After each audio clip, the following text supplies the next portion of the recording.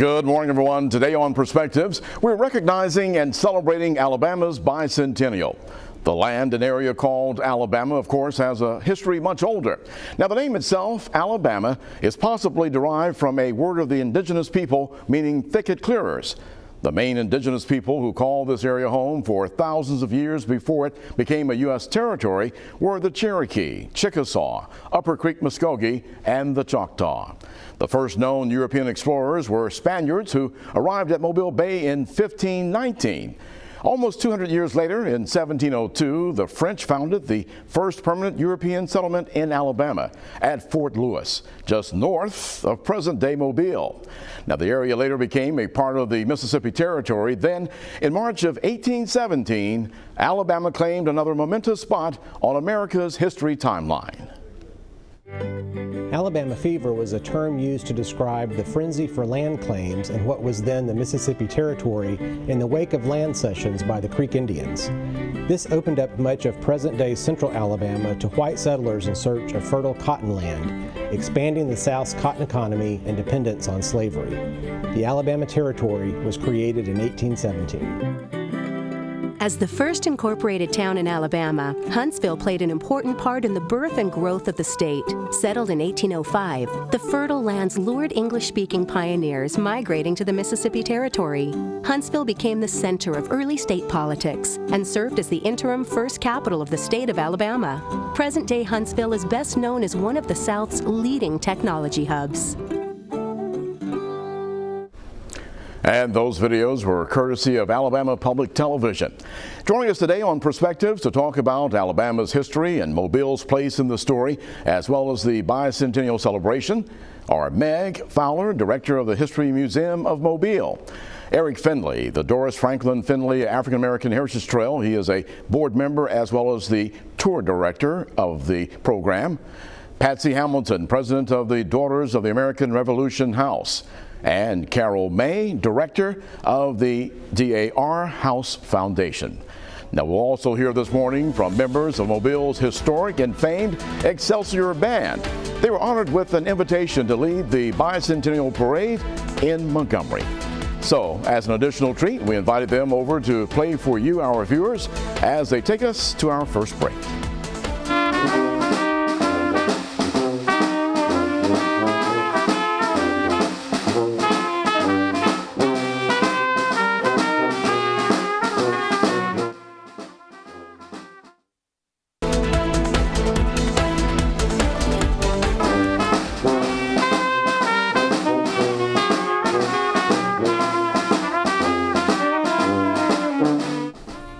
Definitely a little taste of Mobile there, and of course the history of the area as well. We'll be talking and finding out, in fact, how long the Excelsior Band has been playing. They have a very long and amazing history when you talk about professional musicians playing together.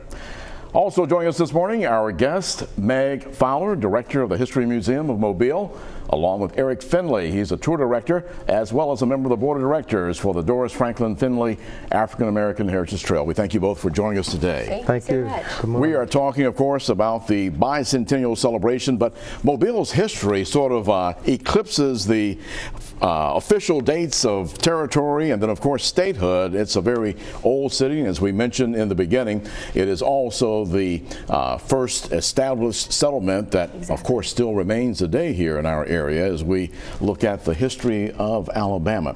Let's first talk about some of the, I guess you could say, Mobile's place in the beginning of this becoming a state.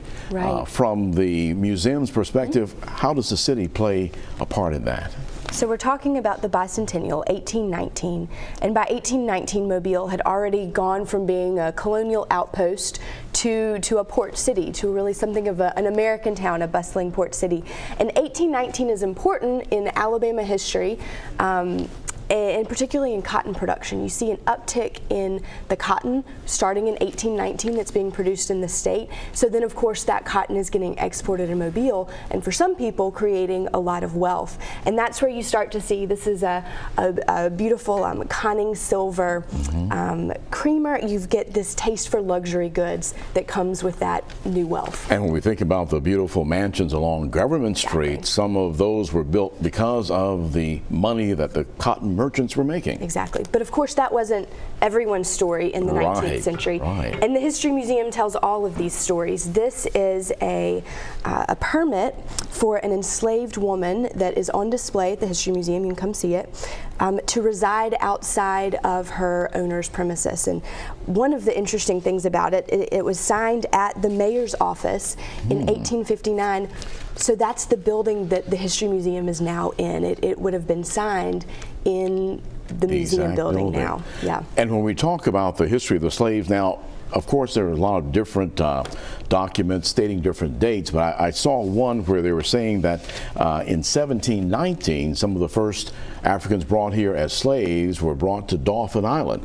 Eric, when we talk about that part of the history, do we go back that far, 1719? We do. We do. On the trail, we normally start in 1702 at the inception of the city. That there were African Americans that came in. And the thing about Mobile is that we have a very diverse city.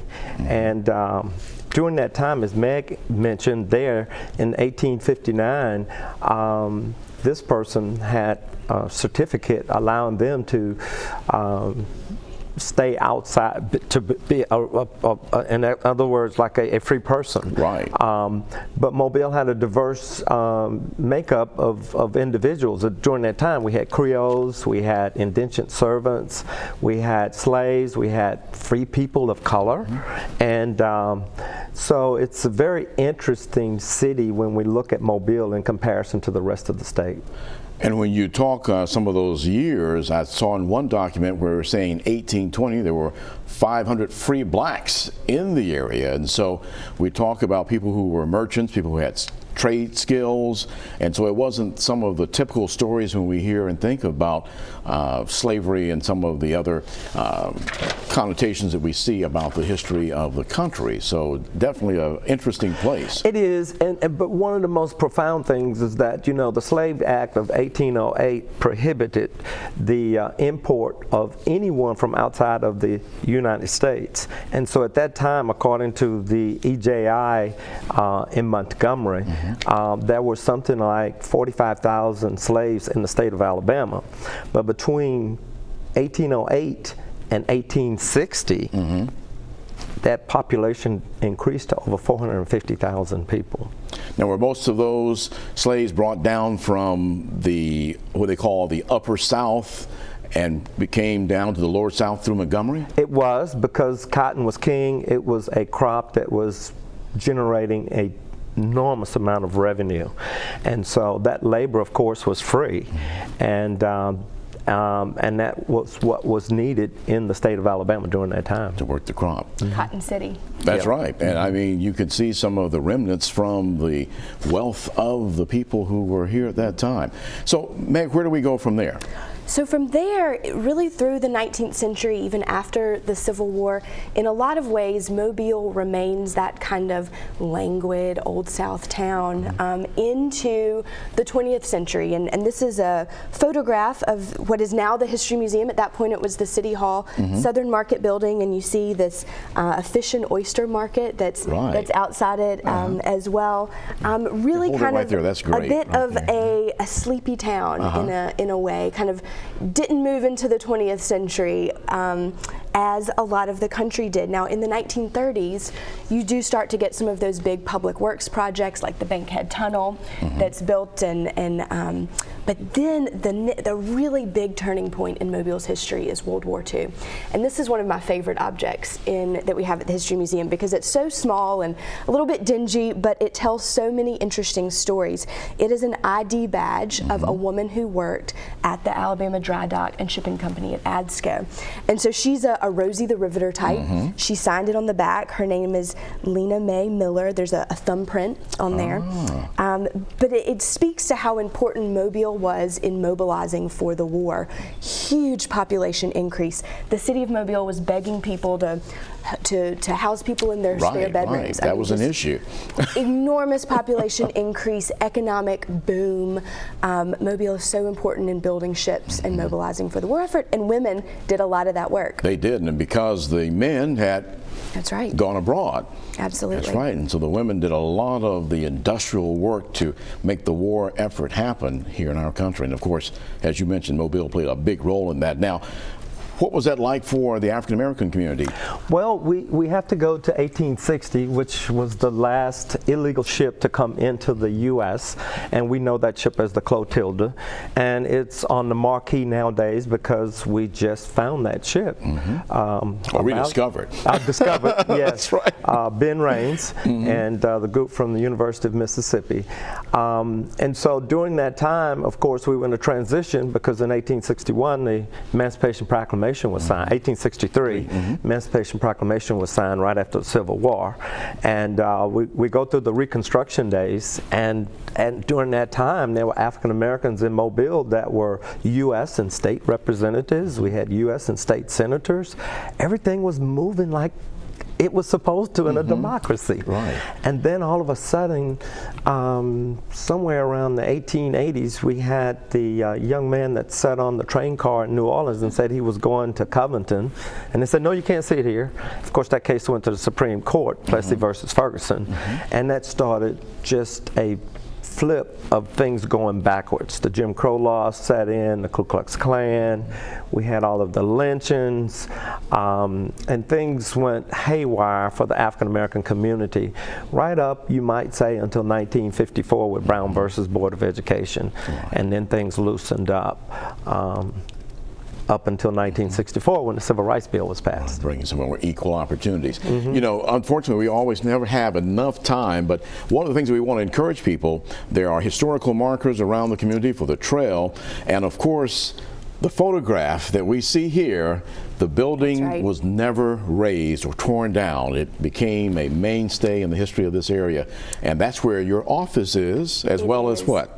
As well, the History right. Museum of Mobile, for all, that's right, for all the kind of ups and downs. On all of this. The downtown is back. It's been through some ups and downs, but there's the History Museum, and right in the middle of all of it. Still stands, and that's a credit to this city and community to maintain that building, and now it's the place where we go to experience the history of our area. I thank both of you so much for being a part of the program today, and we'll be talking with our ladies representing the DAR, the Daughters of the American Revolution, and they wanted you all to be a part of this, to share the story and the history of Mobile's role in the history of this state. So thank you both for being here, and we'll of course be looking for folk to come and check the museum out and to participate on the trail. Thank you. All right. Well, as Perspectives goes to the break this morning, the manager, leader, and president of the Excelsior Band, Hosea London, shares how special it is for the band to lead the Bicentennial Parade in Montgomery. There's no band like the Excelsior Band in Alabama. Excelsior Band is a very unique band historically, and we are known throughout the state, more than just Mobile. So we have received different awards through the Arts Council in Montgomery. So everybody in Alabama is pretty much familiar with our history, and I think it's a very significant event for us to lead this bicentennial.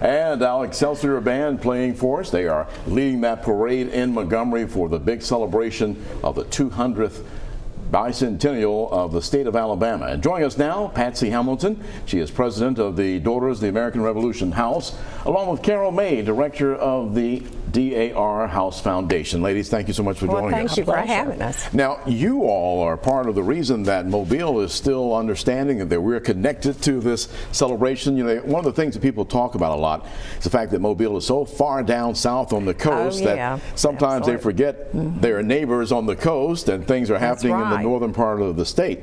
But in this month, you all made sure that the celebration was kept in the mindset of local folk. Why was that important to the ladies of the DAR House?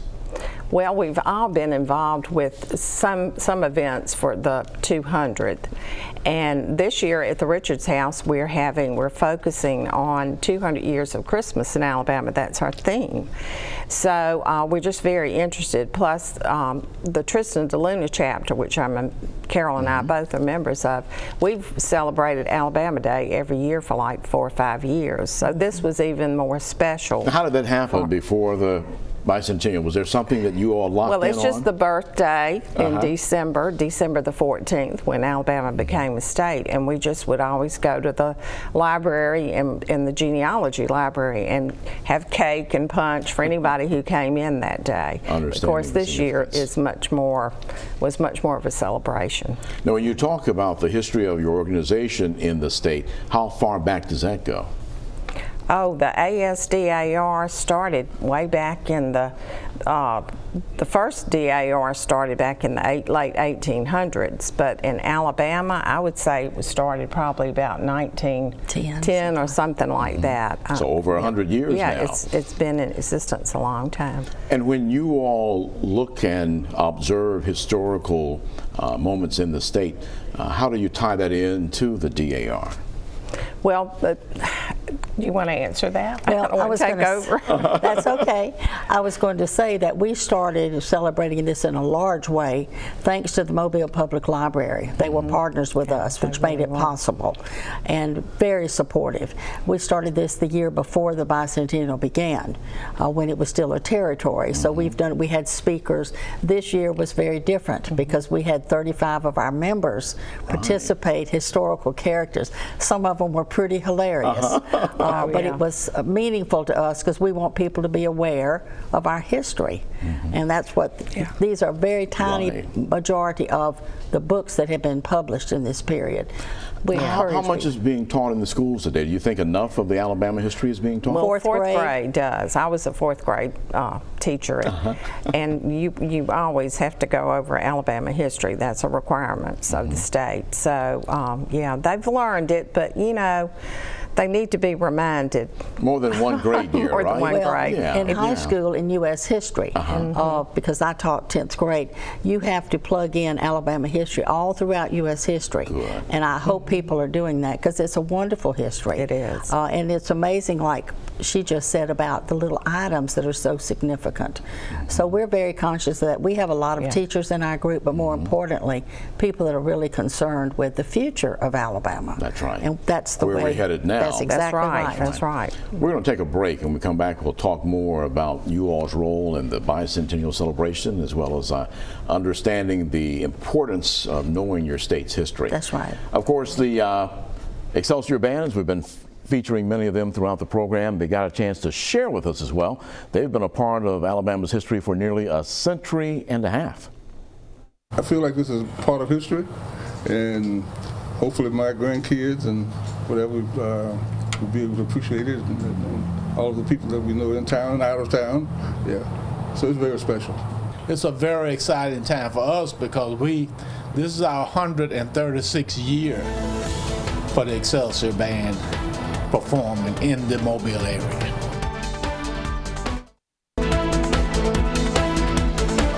It was just like the 4th of July. That's what it seemed like, you know, very, very excited. You know, you got friends and relatives, you know, you call them up, let them know that we are leading, you know, this parade. Very, very excited. Oh, this is extra special. I mean, just think about all the wonderful people who will be there. I mean, we don't get opportunities like this too often to be from Mobile, Alabama, and the best band in town. So that's a great thing. We can promote Mobile at the same time. That's great. Excelsior Band, of course, talking about performing and being a part of the Bicentennial, as well as the importance of sharing Mobile's history.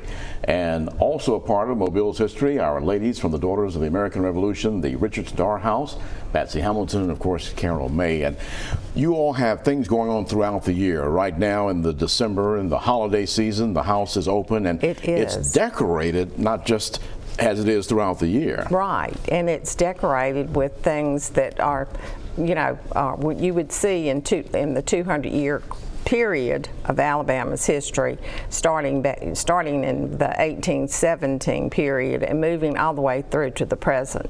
So and the home itself is how old now? 1860. Yeah, that's right. So it's been here for a long part of Mobile's history. And that's right. You know, if the walls could talk, we hear. Oh yeah, yes. It's owned by the city of Mobile. And so, but we manage the day-to-day thing, you know, the guides and that kind of thing. They're all volunteers. And you also raise money to keep the house looking nice, right? That's the raise foundation's funds. purpose. Okay. Yeah. That is why we have 4 lectures a year by distinct. We've had wonderful speakers. We had Miss Catherine Singer, of course, who just passed away, was one of the best things we've ever had. She was fabulous. And then we have book signings. In fact, some of these books have been, we've had the guests there, the authors there. Of those. Yes. This is by Ed Bridges, who was head of the Alabama Archives. It's a wonderful book, a general history book, great pictures. You could use it as a textbook. And of course, John Sledge, who has been so wonderful. And he's then a local guy. Yes, as is Greg Russell. That's right. Yeah. This is a brand new book. Yeah. This is a compilation that has Mike Bunn, another local. We're so fortunate to have such gifted writers and historians. Oh, absolutely. And they're so good about coming to the house for various things. But our goal is to support the activities. Even though the city owns it, we try to do a lot of extra things. And we're having a wonderful winter celebration in January. That's right. That's a benefit by a lady from Montgomery who came to the house, fell in love with it, and she's providing the entertainment, the catering. All we have to do is support. It's amazing. Really neat. We definitely want people to be a part of that. Definitely. That's right. And throughout the year, what are some of the other things you have going on? We have, in the springtime, we have a garden party where ladies can dress up in their finest hats and Easter outfits, and we, you know, have music and hat contests. It's a lot of fun. That's a fundraiser. The Christmas celebration is a fundraiser as well. And that's important because to take care of older homes, you really have to have. It's a constant thing. And then you're paying attention to detail. It's not just as we would do maybe some of the newer homes, but there are some details that you want to make sure are still in place. Yeah.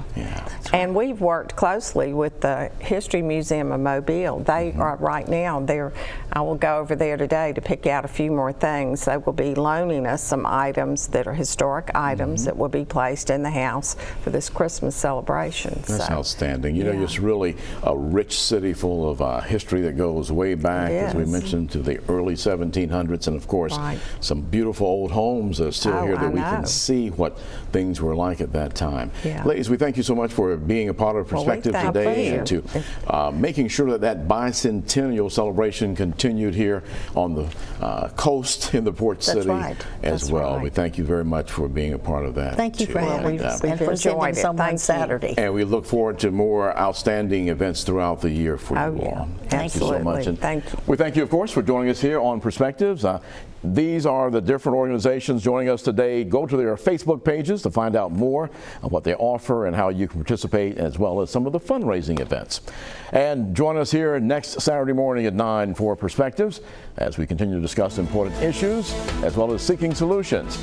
And of course, if you have any ideas, just drop it to us at perspectives@fox10tv.com. Until next Saturday morning, I'm Eric Reynolds. Have a great week ahead. You can keep your mic on.